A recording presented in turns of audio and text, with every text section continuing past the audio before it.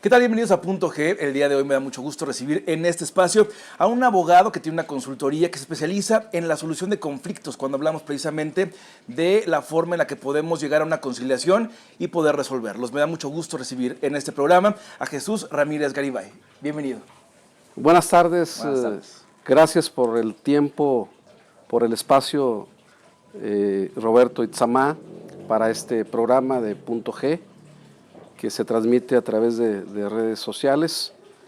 Como tú lo dijiste, Jesús Ramírez Garibay, soy director de la consultoría jurídica Garibay Soluciones, donde a través de esta consultoría damos asesoría en materias civil, laboral, agrario, familiar, de aguas y derecho administrativo, donde hemos partido de las necesidades de la población que nos demandan estos servicios, y desde el 2020 para acá hemos estado aperturando estos servicios, es decir, ampliando los servicios de la consultoría para que tengamos la atención hacia estos temas, que son temas sensibles y que demanda la sociedad guanajuatense. Entonces, tu servidor encabeza esta consultoría.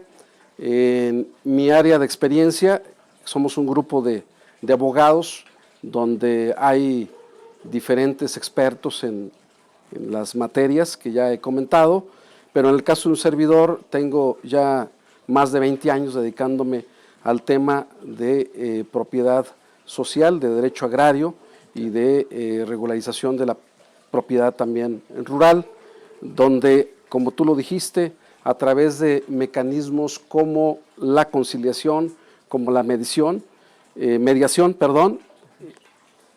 atendemos esta solución de conflictos que hay hoy en día tanto en la ciudad como en el campo mexicano. Entonces tengo un área de experiencia en esas materias, donde privilegiamos el diálogo, privilegiamos la construcción de acuerdos para resolver los conflictos que surgen de manera interpersonal o intergrupal, es decir, entre grupos, entre un ejido y otro ejido, un ejido con una pequeña propiedad. A lo largo de todos estos años yo te puedo hablar de experiencias exitosas donde la mediación y la conciliación son vías para solucionar conflictos, vías pacíficas, porque el derecho como forma de resolver conflictos llega solamente a verdades legales, pero muchas veces los conflictos no se resuelven en el fondo. De ahí que es mejor buscar solucionarlos de una manera definitiva a través de estas vías, como dije, de la conciliación y la mediación, porque tenemos una solución de fondo, porque satisfacemos las necesidades de las partes en conflicto. En este caso, cuando hablamos de la solución de los conflictos y cuando hablamos de temas tan prioritarios para la sociedad del día de hoy, cuando hablamos del tema del campo, que de repente pensamos o podríamos pensar que están a cierto punto olvidados por parte de las autoridades a niveles federal, estatal y municipal, lo podemos percibir de repente, ¿no? ¿Qué ocurre entonces cuando una persona como usted, que llega con el tema legal, a hablar con ellos, ven en usted un cierto tipo de liderazgo? Y le pregunto esto porque es muy común de repente encontrar perfiles como el suyo, donde la gente, pues bueno, deposita confianza, ¿no? En personas que están apoyando y que están solucionando los problemas que tienen incluso años, ¿no? ¿Qué ocurre con personas como usted? Hay gente que lo ve incluso, como lo comentamos, como un líder dentro de estos temas. Bueno, yo creo que en estos 25 años de experiencia profesional atendiendo estos conflictos directamente en el campo, con la gente, conflictos agrarios que muchas veces duran generaciones o pasan generaciones y generaciones y no son resueltos. Hay conflictos que hemos atendido de 50 o más años. Te puedo comentar un conflicto que duró 79 años para resolverse. Toda una vida. Se resolvió hace un par de años, en 2019, un conflicto que surge por una resolución presidencial que le da tierras al ejido Ranchos Unidos del municipio de Valle de Santiago. Les dan 454 hectáreas, de esas solamente les entregan 154 hectáreas y les dejan de entregar un polígono de 280 hectáreas. En esos, desde 1940, ellos insisten ante la autoridad para que estos terrenos les sean entregados, sin embargo no reciben una respuesta positiva de las autoridades. Me buscan a mí y me dicen, señor Garibay, queremos que nos ayude, sabemos que usted lleva este tipo de asuntos. Tomo el asunto, más o menos en el 2014, y duró 5 años, en el cual se logra que se entreguen 280 hectáreas, pero en estas 280 hectáreas está asentada más de la mitad de la ciudad de Valle de Santiago. Es decir, en estos 79 años, esa tierra que debió haber sido de cultivo, debió haber sido entregada al ejido Ranchos Unidos, pues resulta que ahora está llena de casas. Entonces se tiene que regularizar ya la tenencia de la tierra de los que viven ahí. Pero después de 79 años, pues finalmente el ejido tiene su tierra porque le fue entregada, aunque de manera simbólica. Desde luego, todo lo que hay ahí se tiene que regularizar en favor de sus dueños, pero es el ejemplo de un conflicto que duró esta cantidad de años. Entonces, toda una vida. Sí, toda una vida. Para entender al licenciado Garibay en este contexto y su necesidad de solucionar, apoyar a las familias para solucionar los conflictos, hay que entender también, pues, al joven, al estudiante, ¿cuál es la formación del licenciado Garibay? Bueno, yo primero tengo que decirlo, soy una persona que nace en una familia rural, soy de una familia que vive en el campo. Durante mi niñez yo me dediqué a las actividades del campo, sé hacer las actividades del campo. O sea, no es algo nuevo ni ajeno. Así es, no me es ajeno. Me identifico con ellos porque soy parte de la gente del campo. Ahí es cuando veo que hay injusticias, que hay problemáticas que deben ser atendidas. A mi edad temprana veo yo en mi familia cómo luchan contra la adversidad que significa vivir en el campo. Es un trabajo bonito, pero es un trabajo duro. Es duro, vamos, se ve en lo que platicábamos del tema de las injusticias, los temas de la desigualdad. ¿Cuáles son los problemas principales que se viven dentro de este contexto? Dentro del campo se viven temas como la desigualdad, como la marginación, como el alejamiento a veces de la autoridad hacia la gente del campo. Hay veces se le busca nada más en tiempos electorales. Es muy fácil lucrar con la gente del campo. ¿Por qué? Porque esta gente tiene muchas necesidades que son muy fácilmente satisfechas. Es decir, a la gente del campo se le compra a veces su voto con cualquier cosa, una despensa, un calentador solar, un tinaco, etcétera. ¿Por qué? Porque tienen muchas necesidades. Afortunadamente ya esta gente del campo está también teniendo conciencia de que no es lo mejor vender su voto por un satisfactor que le va a quitar a lo mejor el hambre, sí, unos 2 o 3 días. Entonces está tomando conciencia de que lo que requiere es un cambio de fondo. Bueno, ¿qué es lo que está haciendo ese cambio de conciencia? ¿Son los actores políticos, las personas que están llegando a abrir los ojos a las personas del campo? ¿Qué es lo que está pasando? Bueno, la gente está tomando conciencia, está tomando un poco la manera de ver las cosas, que está viendo que los problemas no se resuelven con paliativos, con programas asistencialistas. Tienen que ver programas de fondo que generen autoempleo, que generen desarrollo en el campo. Entonces, pero volvía yo a cuando yo era pequeño y que vivía en este entorno. Tuve la oportunidad de salir a estudiar, hice una carrera universitaria de licenciatura en Derecho, y desde ahí, desde la universidad, gracias a un maestro que tuve, el doctor Carlos Durán Alcántara, fue una especie como mi guía, mi mentor, donde ahí yo me incorporo a un grupo de investigación que se tenía en ese tiempo, que era Grupo de Investigación en Derechos Humanos y Marginalidad. A través de este trabajo, yo siendo estudiante, hacíamos un trabajo comunitario para los grupos campesinos e indígenas de Guerrero, de Chiapas, de Hidalgo, del Estado de México, incluso de Guanajuato. Entonces ahí voy un poco orientándome ya hacia el tema agrario, hago una tesis de licenciatura en materia agraria, en el tema del ejido. Entonces desde ahí me identifico yo con el tema campesino. Está reciente, estando yo en la universidad, se da el alzamiento del EZLN en Chiapas. Yo fui partidario del movimiento del EZLN. De ideología es con la que comulga al día de hoy de esos temas sociales? Es una ideología de una izquierda moderada, o sea, porque en la escuela fui formado con esta ideología. En el tema del EZLN eran las causas por las cuales se luchaba.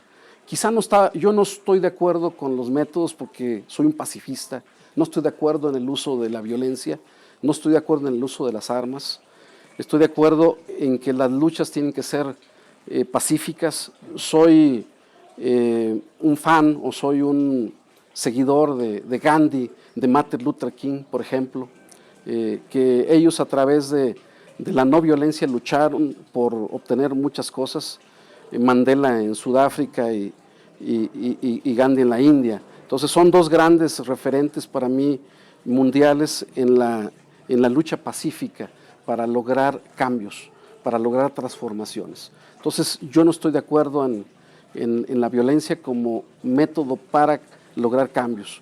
Ha habido revoluciones en este país, como la independencia, como la revolución.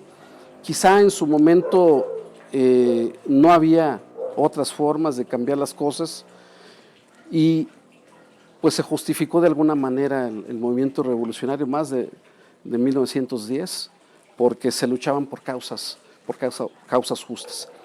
Posteriormente hago una maestría justamente en resolución de conflictos y en conflictología en la Universidad Oberta de Cataluña, y entonces me voy especializando en los temas que tienen que ver con la atención de conflictos a través de la mediación y de la conciliación como vías pacíficas para la solución de estos conflictos, y a la par pues voy ejerciendo de manera profesional, poniéndolo en práctica, no solamente en la teoría. Entonces participo en la solución de muchos conflictos de esta naturaleza y voy haciendo una experiencia. Y a la pregunta que me hacías, si se ejercía algún liderazgo, por supuesto, el conciliador, el mediador, toma el control de las partes en conflicto y logra restablecer la comunicación, porque lo primero que se rompe en un conflicto es la comunicación. Entonces tienes que lograr restablecer esa comunicación, el puente de comunicación, que las partes logren volver a comunicarse, y a partir de esa comunicación van identificando las causas que dieron origen a ese conflicto, y de esa manera van avanzando hasta una solución que permita satisfacer a ambas partes. Por eso la solución a través de estos mecanismos alternos es la mejor solución, porque son las partes, por así decirlo, dictan su propia sentencia. Claro. En el caso del derecho es el juez, un tercero, ante los planteamientos de las partes, el que dicta una sentencia en favor de uno siempre y en perjuicio de otro. Es decir, en el derecho siempre hay un ganador y un perdedor, claro, y en estos mecanismos siempre hay ganadores, porque las dos partes generalmente salen satisfechas de estos procedimientos.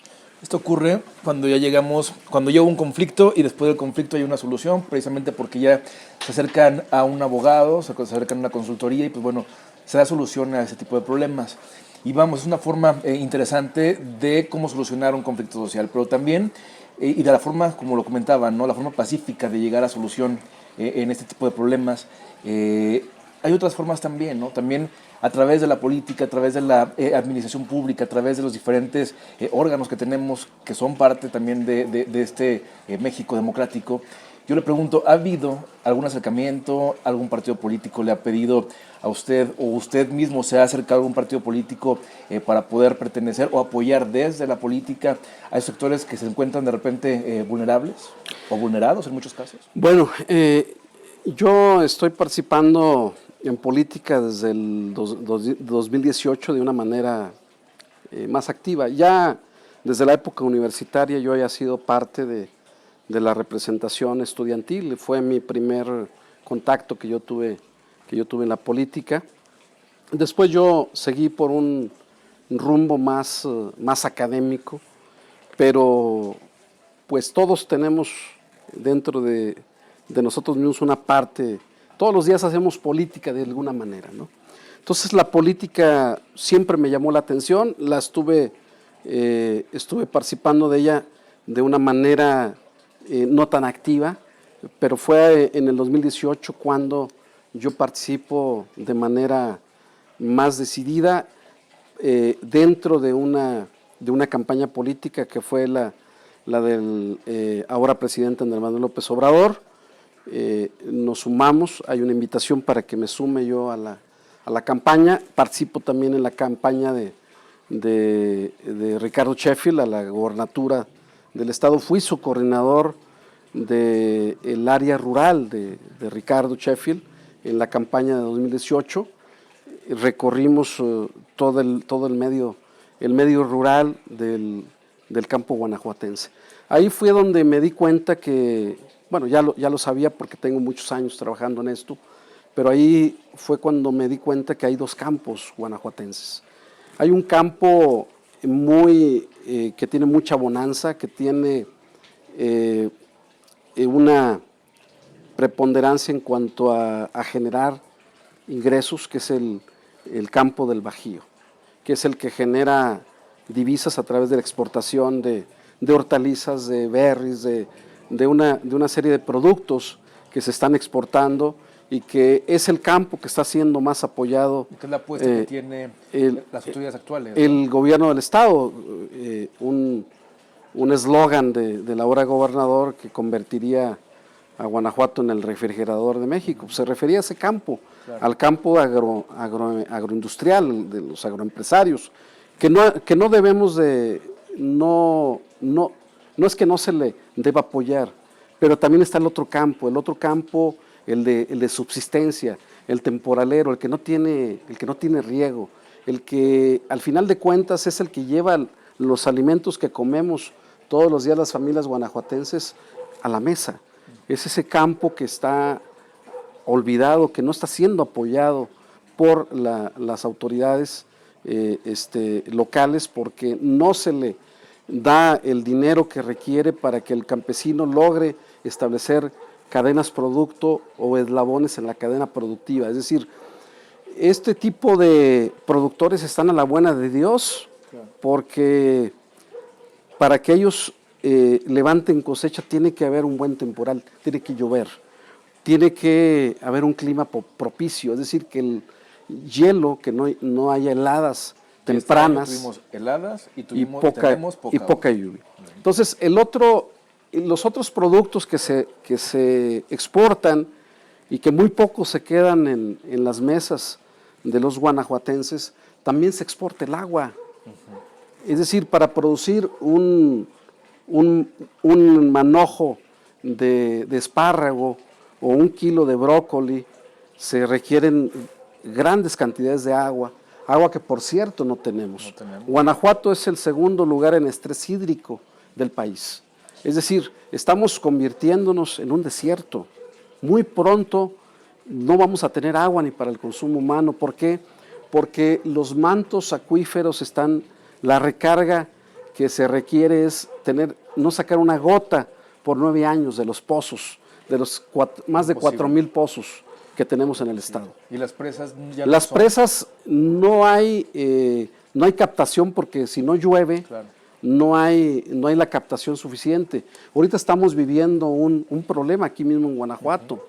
Las presas de donde se abastece el municipio La Purísima, una de ellas está a muy baja capacidad. La Esperanza, otra presa también, no ha captado gran cantidad de agua. Entonces, tenemos que reorganizar la planeación agropecuaria porque sí les está yendo muy bien a un grupo de gente, pero en perjuicio de todos. Entonces, tenemos que revisar el tema hídrico porque tenemos un problema muy serio en el corto plazo.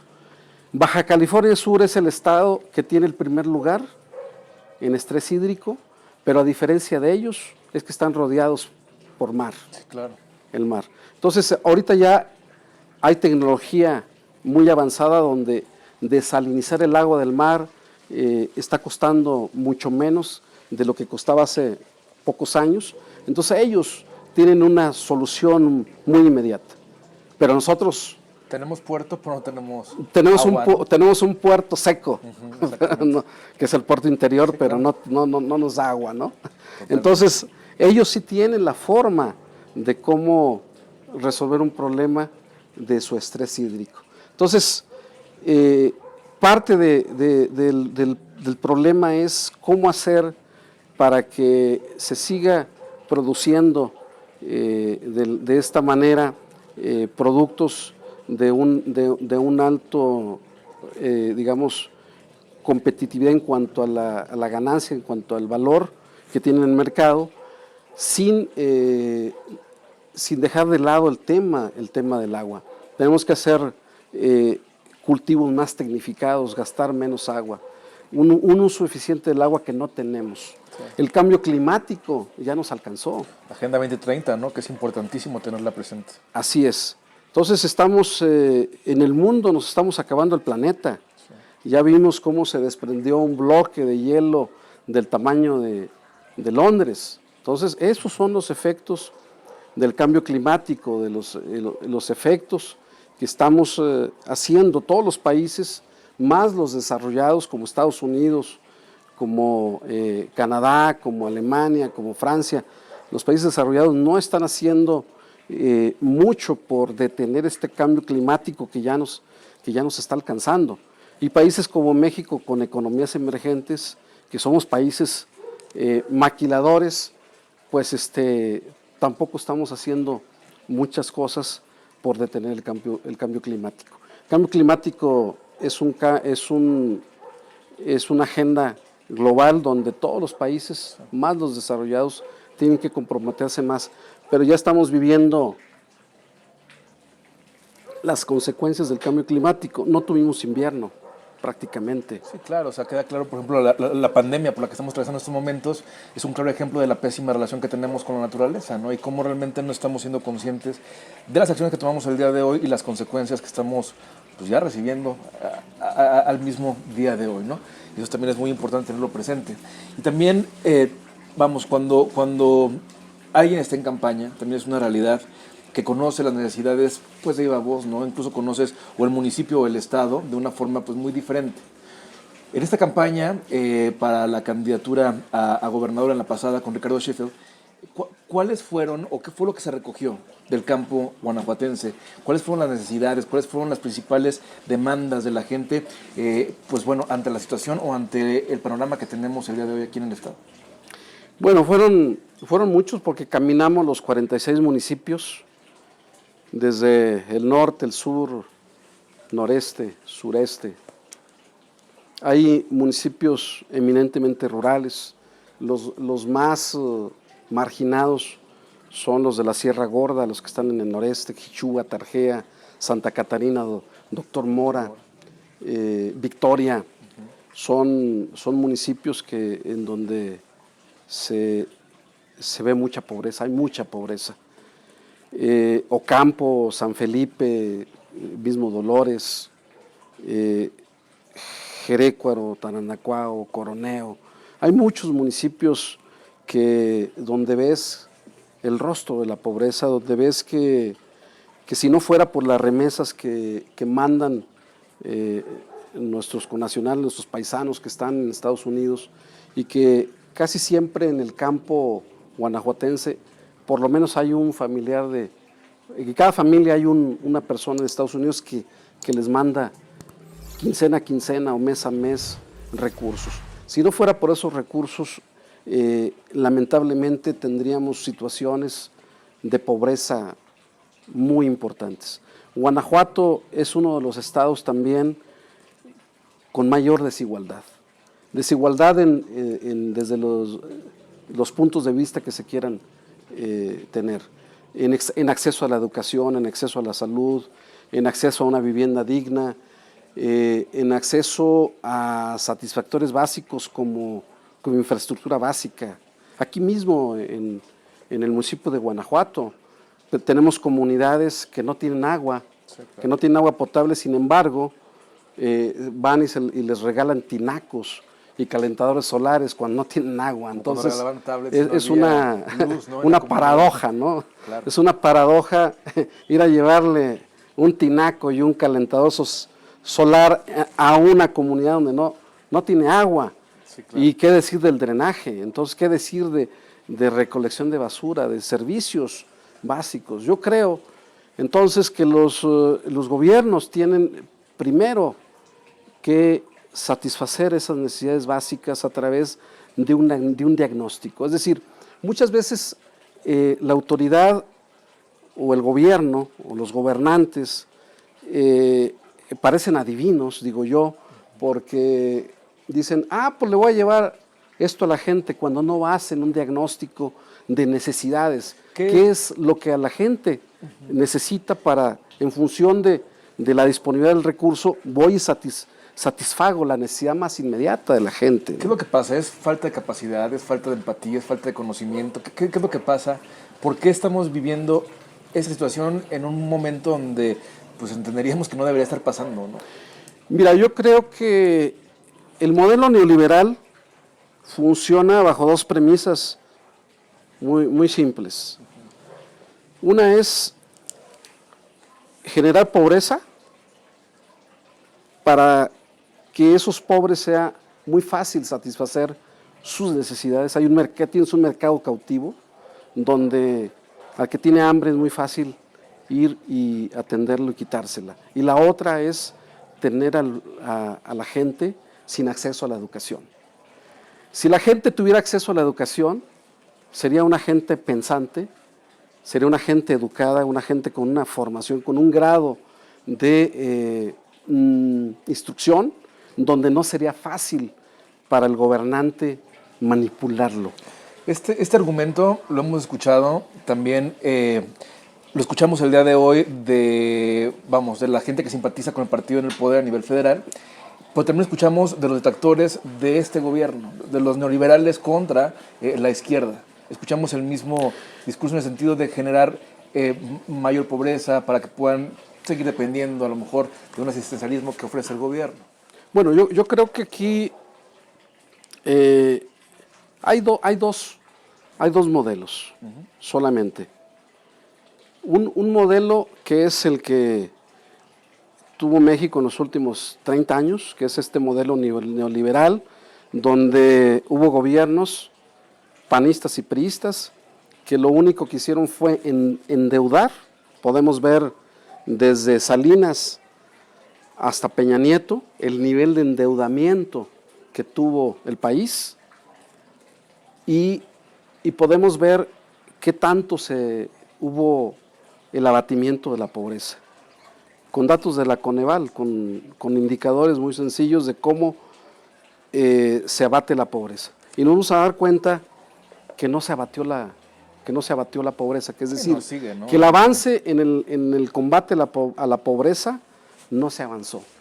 Y se endeudó al país con nada más, para que te des una idea, nada más al año se paga 1 billón de pesos solamente en intereses de esa deuda que se creó en estos 30 años. Es decir, casi un 20% del presupuesto que tiene el gobierno se gasta solamente en intereses de la deuda. Pero esa deuda no decrece porque es nada más pagar intereses. Es como cuando tú a la tarjeta de crédito solamente le pagas el mínimo. Sí, claro, pues sigue creciendo. La deuda te sigue creciendo y solamente estás para que no te moleste el banco, que no te vaya a embargar.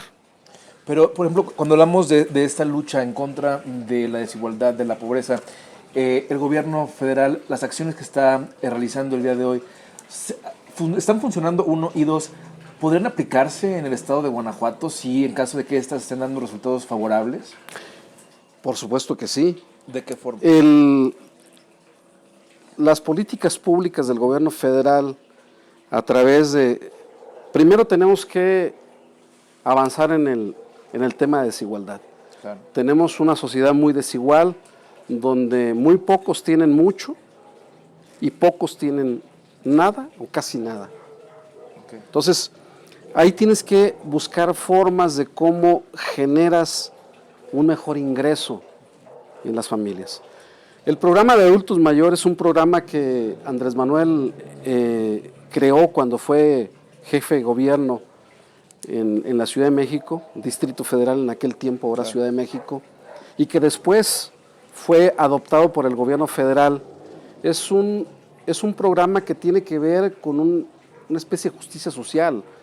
La gente que dedicó toda una vida en un trabajo y que reciben pensiones de miseria, pues simplemente lo que está haciendo este programa es complementarles el gasto, porque yo conozco gente que tiene una pensión del IMSS de 2,000 pesos. Sí. Sí, O sea, claro. ¿qué haces con 2,000 pesos? Sí, no, pues no. No haces nada, no te alcanza para satisfacer tus necesidades más básicas. Entonces ese programa tiene como propósito ayudar a complementar ese gasto. Es una especie de pensión, digamos, una pensión que se les da a la gente que tenga la edad mínima para poder recibirla. El de Jóvenes Construyendo el Futuro es un programa de aprendices. Se dicen que es dinero tirado a la basura. No, porque la gente que lo dice no conoce las reglas de operación del programa. Este programa es para jóvenes de hasta 29 años de edad, que generalmente son personas o son jóvenes profesionistas que están egresando de alguna carrera técnica. Sí, que no les dan chamba tan rápido, ¿no? Así es, que te dicen, pues no te doy trabajo porque no tienes experiencia. ¿Y cómo voy a tener experiencia si no me das chance? De la universidad. Claro. Pretendes, ¿no? Entonces es un programa que a través donde las empresas se inscriben en este programa, y entonces el gobierno le dice, oye, tú contrata a aprendices y yo les voy a pagar, no les pagues tu patrón. Y luego si esas personas la capacitas bien y te sirve, o sea, si es una persona responsable y que está haciendo bien su trabajo, pues ya después lo contratas. Porque esta gente solamente dura 1 año. Claro. En ese programa. Ya no puede una persona volver a ser beneficiario de ese programa. Durante 1 año eres un aprendiz, un becario, donde aprendes algún oficio, donde aprendes a hacer algo o tener una experiencia si tienes una carrera universitaria, y luego puedes ser contratado por un mercado laboral que demanda gente joven pero con experiencia. Claro. Entonces ese es un programa que tiene que ver con eso. Está otro programa que es el de personas con discapacidad. También es a la gente que tiene a una persona con discapacidad, lamentablemente solamente el que vive esa situación puede entenderla. Entonces el gobierno federal a través de este programa apoya a esa familia con una beca, con un apoyo económico a esa persona para que satisfaga sus necesidades más básicas. Entonces, ese es otro programa.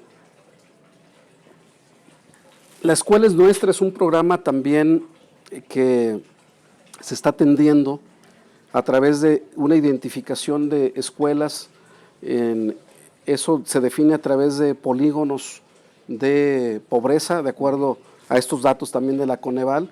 Entonces eliges un número de escuelas, va a ser universal, pero digamos que en un primer momento eliges pues, las escuelas en los lugares con más alto grado de marginalidad y les das a un comité de padres de familia, porque resultaba ser que mucho dinero que se iba para darle mantenimiento a las escuelas que se estaban cayendo muchas veces, pues nunca llegaban a las escuelas. Lo que comentamos, ¿no? Que al final del día a lo mejor las autoridades no tienen la radiografía de lo que está ocurriendo en tal punto, en este caso las escuelas, y quienes saben las problemáticas reales porque las viven, pues son los padres de familia, ¿no? Así es, se forma un comité de padres de familia, ese comité de padres de familia decide, hay un monto que se les da y deciden si van a darle mantenimiento a los baños, si impermeabilizan, si cambian los vidrios, si hacen una barda perimetral, si hacen una cancha de usos múltiples. Ellos son los padres de familia los que deciden también qué hacer. El programa de guarderías,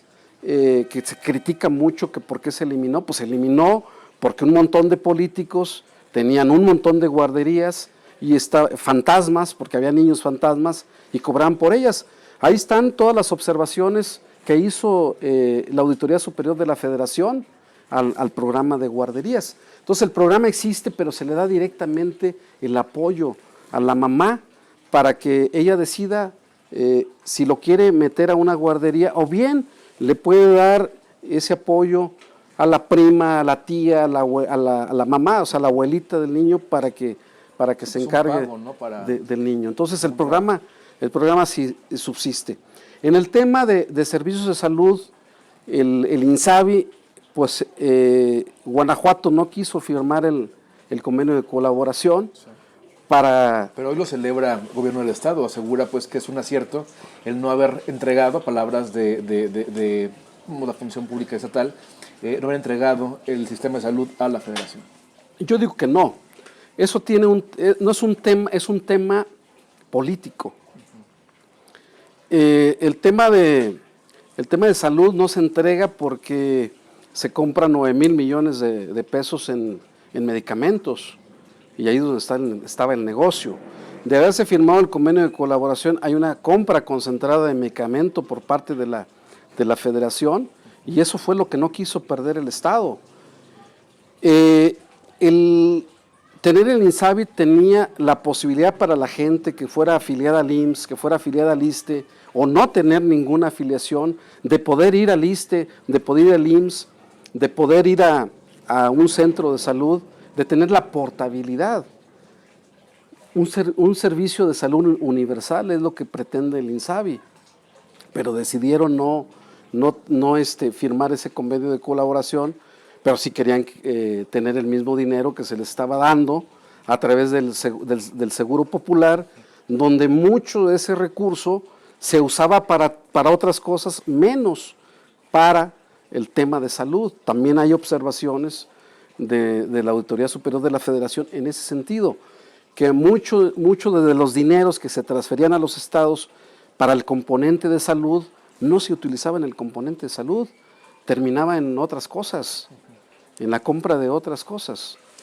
Entonces entendemos que para un buen funcionamiento en el estado de Guanajuato, lejos, vamos, de las malas prácticas que se han registrado evidentemente y que pues bueno, hay perfectamente documentadas a lo largo y ancho de los medios de comunicación en la entidad, hace falta entonces una alternancia. Esta alternancia, el partido de Morena pudiera ser la opción, y me refiero a esto también tomando en cuenta y considerando que hemos notado también en los medios de comunicación que hay una evidente fractura en el partido de Morena, donde vemos a dos liderazgos, pero que de repente ya nada más es una, pero que de repente siempre no, que son dos. ¿Qué pasa con este partido que en lugar tal vez de buscar convertirse en una opción para el próximo proceso electoral o el 2024 tal vez, pareciera que la lucha es entre ellos y no allá afuera? No, mira, Morena es un partido democrático, cosa que ahorita no pueden presumir otros partidos, entre ellos el PAN. El PAN no dejó de ser un partido democrático y las decisiones en el PAN la toman 2 o 3 personas a lo más, ¿no? Y ya no hay democracia al interior del PAN. En Morena es un partido democrático porque cualquier militante, cualquier miembro del PAN, de Morena, puede externar libremente sus puntos de vista, sus opiniones, y es respetable el asumir posturas. Tenemos un estatuto ese estatuto nos permite a cada militante de Morena tener esa libertad. Esa libertad, desde luego, tiene límites de no denostar a nadie, ¿no? De no hablar sin pruebas de alguien, ¿no? Y si no, pues si tú conoces de alguien que tenga algo obscuro, pues ahí está el órgano de justicia intrapartidaria, que es la Comisión Nacional de Honestidad y Justicia, y ese órgano es el que se encarga de dirimir ese tipo de situaciones. En el caso de la disputa por la dirigencia, pues no hay tal. Hoy día Alma Alcaraz Hernández es la secretaria general en funciones de presidenta, así ha sido avalado por los órganos electorales, el INE, el IEG, y no solo eso, por el Tribunal Electoral del Poder Judicial de la Federación. El compañero Ernesto Prieto, pues él es un diputado local que se va de la presidencia del partido y decide ser diputado. El estatuto es muy claro. Es lo que voy a preguntar, ¿en el partido pueden tener estos dos cargos? No, son incompatibles. Okay. Hay un artículo expreso en el estatuto donde se señala que en Morena no se puede ser dirigente del partido, ni servidor público, ni representante popular. Es decir... ¿Y por qué si Ernesto Prieto, el diputado, conoce este estatuto, me imagino que lo conoce, por qué insiste proclamándose como el dirigente del partido?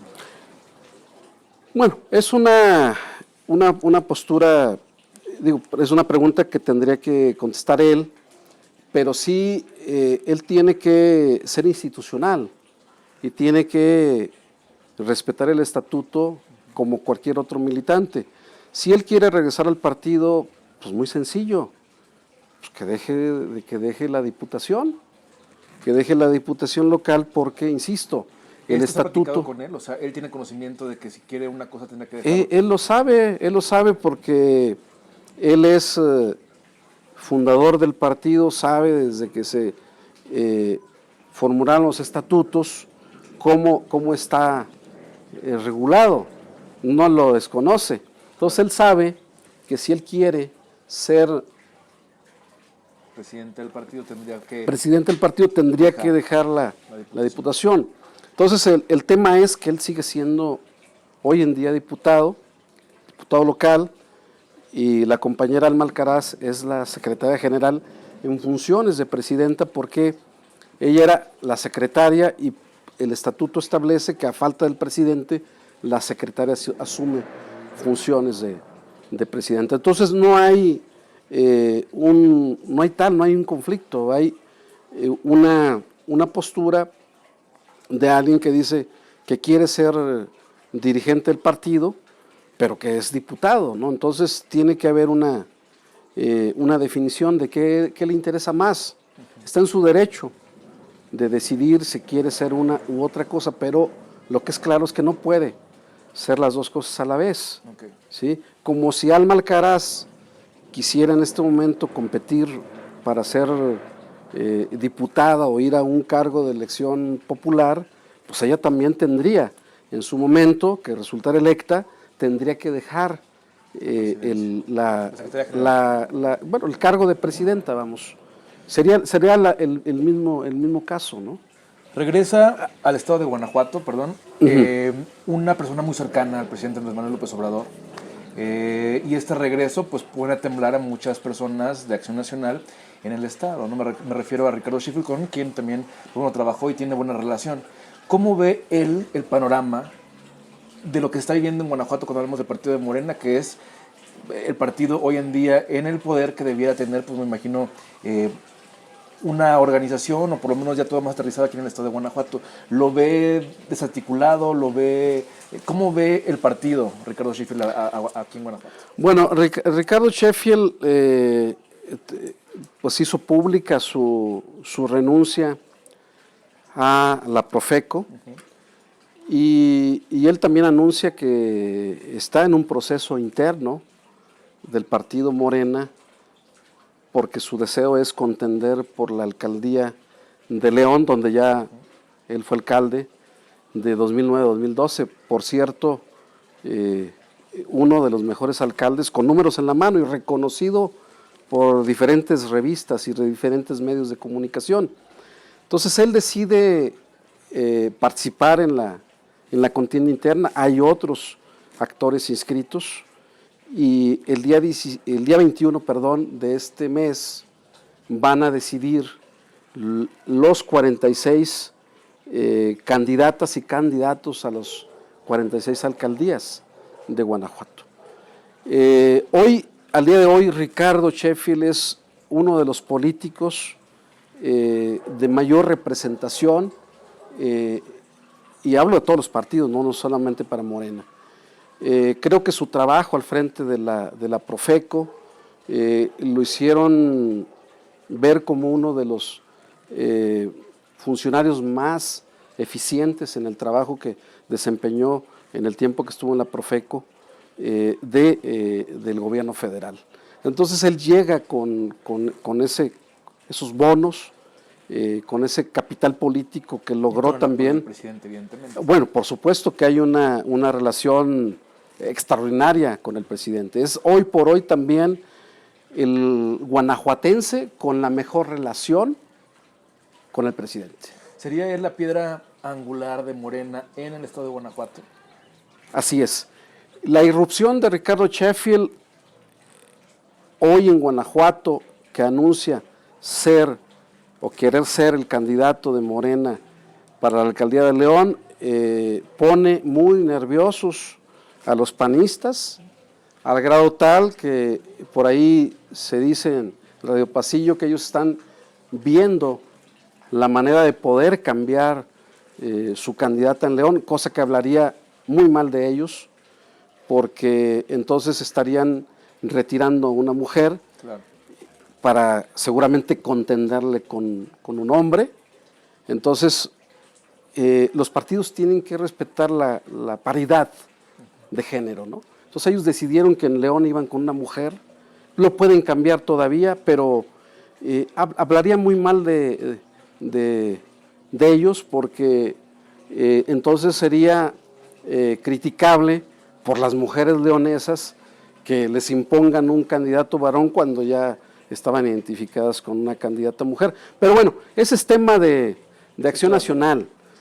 Hombre o mujer, Ricardo Sheffield hoy por hoy se convierte en una amenaza para el PAN, en una plaza como lo es León, que para ellos es un dique, la joya de la corona es para el panismo, no solo de Guanajuato, a nivel nacional, claro, por lo que representa León. Entonces Ricardo, si resulta ser el candidato, como así parece ser, va a representar para ellos un candidato muy competitivo que les puede, y creo que les puede ganar y que les va a ganar en León, y eso desde luego abriría desde el 21 la puerta hacia el 24. La mirada o la tirada. Bueno, yo creo que es anticipar 3 años. Ya tienen ahí sí, estudio del tema. El 21 para Morena representa o va a representar mucho el avance que pueda tener como partido político en las alcaldías, claro, en las diputaciones locales y en las diputaciones federales. El tema del 24 tiene que conjugarse con el tema de género, pero también de posicionamiento. Morena, el mecanismo de elección o de selección de candidatos que está utilizando es la encuesta. Es decir, si 2 o 3 o 4 personas deciden inscribirse en un proceso interno para decidir quién es el candidato, entonces a través de una encuesta se elige al mejor posicionado, es decir, al que tenga las mejores posibilidades de ser competitivo ante la opción opositora. En el caso de Guanajuato, el PAN. En el caso de otros estados, pues el PRI o el mismo PAN. Entonces, el mecanismo para decidir el 24, pues será eso. Ricardo lo ha dicho incluso en medios locales y nacionales, que su deseo es volver a contender, a volver a participar como candidato en el 2024, porque su candidatura en el 2018 fue tangencial, es decir, fue, fue de una manera circunstancial. Entonces hubo una campaña solamente, hicimos campaña en 3 meses. ¿No estuvo preparado al 100%? No, para esa campaña? o sea, los casi 700,000 votos que se obtuvieron fueron, digamos, en una campaña de 3 meses. Entonces, se está trabajando de otra manera, donde el avance, insisto, que se tenga en el 2021 será crucial para lograr la alternancia en el 2024, que dicho sea de paso, es necesaria. Es necesario ya que en Guanajuato, después de 30 años de gobiernos panistas, tengamos una alternancia en la forma de gobernar. Y Morena se está hoy, al día de hoy, haciendo presente como la mejor opción. De las 15 gobernaturas que están en juego, por distintas casas encuestadoras, se va arriba en la mayoría de los estados. Es decir, Morena se está convirtiendo en el enemigo a vencer. Incluso en muchos estados se han aliado el PAN, el PRI, el PRD, todos. Ese PRIAN que decía el presidente que existía, pues ahí está, existe, está compitiendo en otros estados. Aquí se está compitiendo, para el que no lo sepa, en el Distrito 8 Federal de Salamanca, PRI, PAN y PRD van con Justino Arriaga. Les daba medio penita aquí a los panistas hacer alianzas con el PRI, pero ahí está, la prueba es Distrito 8 Federal de Salamanca, están aliados PRI, PAN y PRD, para el que no lo sepa ya lo sabe. Hay un tema que no puedo dejar pasar y que es un tema que considero importante tocar. Cuando hablamos de la oposición respecto al tema del gobierno federal, ellos nos argumenta que el mayor tema que pudiera representar la incongruencia, en este caso, del partido en el poder, es el caso de Félix Salgado Macedonio. ¿Qué opinión tiene usted respecto a lo que ha conversado con mismos morenistas de esta designación ya como candidato a gobernador? Yo te voy a externar, yo te digo, en Morena, eso es lo rico del partido. Yo no estoy de acuerdo con la candidatura de Félix Salgado Macedonio. Soy una persona, Jesús Ramírez Garibay es una persona comprometida con el feminismo. Creo que es una falta de respeto a las mujeres, no solo a las de Morena, a las mujeres del país. Debió la Comisión Nacional de Honestidad y Justicia quitarle la posibilidad de volver a participar, no anular la encuesta y volver a hacer otra. Debió desde un principio de impedir que participara Félix Salgado Macedonio y que él decidiera por sus propios medios presentarse ante la Fiscalía General del Estado y que se le investigara y en todo caso que un juez lo absolviera. Es decir, aquí en México, de acuerdo al 17 constitucional, prevalece el principio de presunción de inocencia. Él no es culpable todavía, pero hay acusaciones de que él cometió violación y otros delitos de los cuales se le imputa, que está siendo investigado, y yo creo, ese es mi punto de vista, que no debieron de haber permitido que Félix Salgado Macedonio, por parte de Morena y de otros partidos tampoco deberían de abrirle la puerta a ese tipo de candidaturas, como tampoco se las deberían de abrir a otras personas que estén ligadas a cualquier otro tipo de actos ilícitos. Pero en el caso de Félix Salgado Macedonio, mi opinión personal, estoy en contra de que esté compitiendo como candidato. Ya será tarea de los guerrerenses si votan por él o no, y bueno, él cumple con los requisitos porque, insisto, no está sentenciado, pero una cuestión de un poco de ética, ¿no? Claro. De ética. Me da gusto escucharlo con esta declaración, porque creo que pues bueno, hay una luz al final del túnel cuando hablamos de ese tipo de designaciones y que no hay un fanatismo ciego al interior de Morena, y eso creo que es muy saludable, ¿no? Preguntarle también, importante, el licenciado Garibay estará presente en estos comicios que ya están por arrancar, estará en las boletas del 2021. Bueno, yo quiero decirles, amigas y amigos, que Jesús Ramírez Garibay está participando en un proceso interno como aspirante a la candidatura a la Diputación Local por el Distrito 8, que corresponde al municipio de Guanajuato y parte de Dolores Hidalgo. El día 5 de abril, la Comisión Nacional de Elecciones dará a conocer el resultado de quién es el ganador para competir por el partido Morena, por este distrito. Un servidor, me sería muy honroso para mí el representar a dos municipios históricos como Guanajuato y como lo es Dolores Hidalgo. Entonces yo esperaré los tiempos de mi partido para saber si yo soy el abanderado o no para esta candidatura, pero estamos en ese proceso, Roberto. Perfecto, licenciado, pues muchas gracias por esta entrevista, mucha suerte en lo que venga, ¿no? Y estaremos siguiendo su trabajo también con lupa, pues viendo el avance de, obviamente, de sus aspiraciones políticas, pero también de este partido de Morena en el estado de Guanajuato. Muchísimas gracias. Gracias a ti por la oportunidad a Punto G, y una vez que se dé a conocer el resultado de mi partido, podremos dar a conocer las propuestas que tenemos ya como candidato para la Diputación, las propuestas desde el punto de vista legislativo, que se traduzcan en un bienestar para las familias guanajuatenses. Entonces, muchas gracias. Gracias a usted. Buenas Lo tardes. esperamos para platicar de las propuestas. Claro que sí. Hasta pronto. Aquí estaremos. Muchas gracias por sintonizarnos. Hasta la próxima. Gracias. Muchas gracias.